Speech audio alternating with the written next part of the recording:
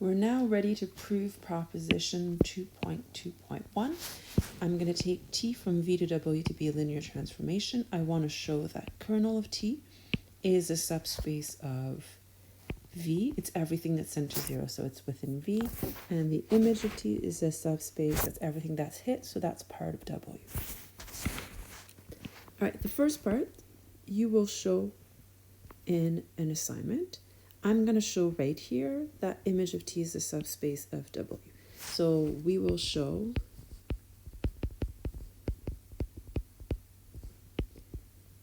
the three properties. All right, so I first need to show, it's a subspace of W, so I need to show that 0 is in the image of T. So I need to show that I can hit 0 with an element in V. So I'm going to take 0V and I'm going to apply T to it. And we've proven a few propositions ago that that would give you 0T. And so yes, 0 is in the image of T.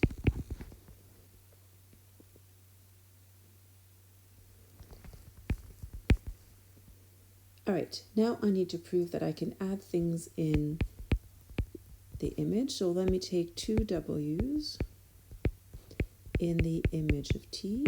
So since they're in the image, that means that there are,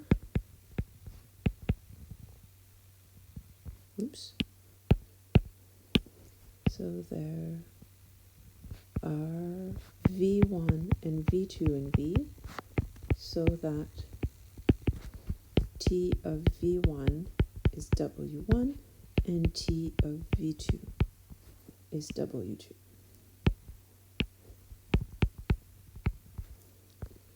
I want to show that W1 plus W2 is in the image as well, but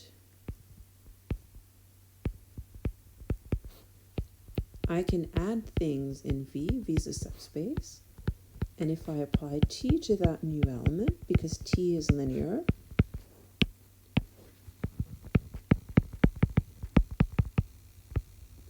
I will be able to say that it splits this way, and I get W1 plus W2. And so yes, W1 plus W2 is in the image of T.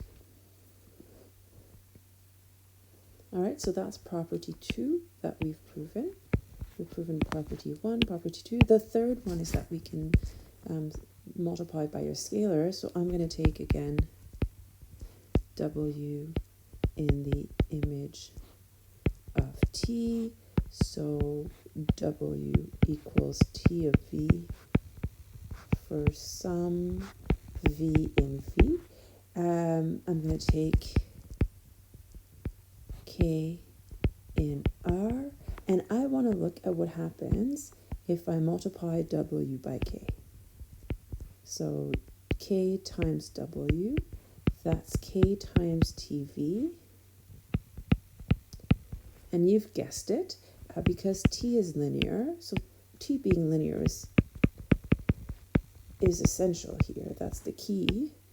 Because T is linear, I can bring the scalar multiplication in.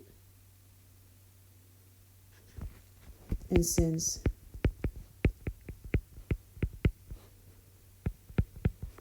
I get an element of V here, and if I apply T to it, I get K times W. That means KW, which is TKV, is in the image of T.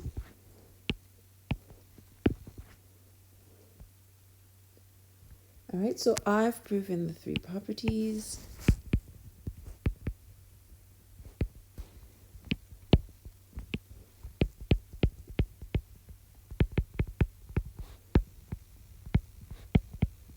For the image of T. And so that means image of T is a subspace.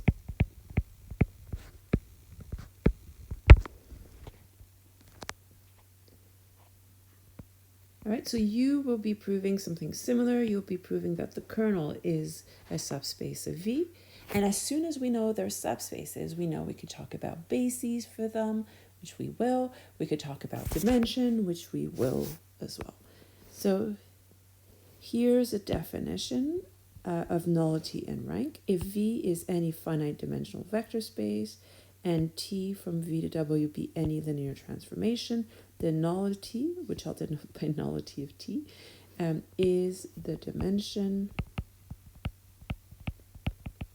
of the kernel of T. And the rank of T, is the dimension of the image.